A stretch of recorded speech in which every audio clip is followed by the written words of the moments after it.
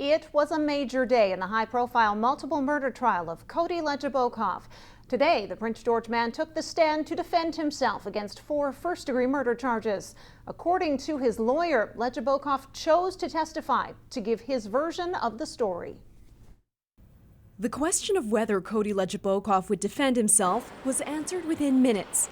His defense lawyer, James Heller, called Legebokoff to the stand. He admitted to being involved in the deaths of 3 of the women he's accused of murdering: Jill Stachenko, Cynthia Mays, and Natasha Montgomery. But he pointed out unnamed drug dealers actually did the killing. Legebokoff couldn't reveal their identities because he said that would make him a quote-unquote rat.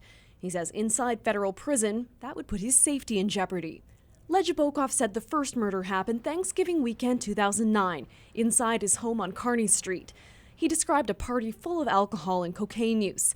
Jill Stachenko was one of the guests. He said 2 drug dealers, whom he calls X and Y, told him Stachenko was going to die because she owed a lot of money. Legebokoff says X used a pipe to hit her. He says he drove down 15th and got rid of her bloody clothes and purse in a dumpster. Meanwhile, X and Y took away the body. Legebokoff described similar circumstances in the deaths of Cynthia Mays and Natasha Montgomery. They were both killed in his apartment, but the killings were done by drug dealers.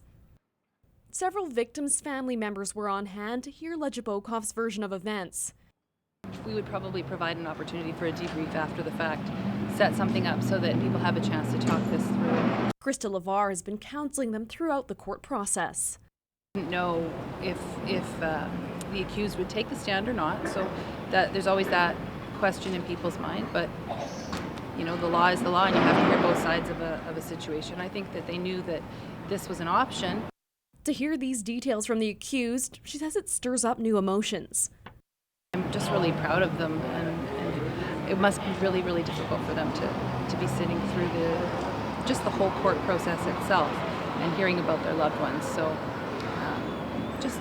I'm glad that they are getting some support. Defense lawyer James Heller declined our request for an interview.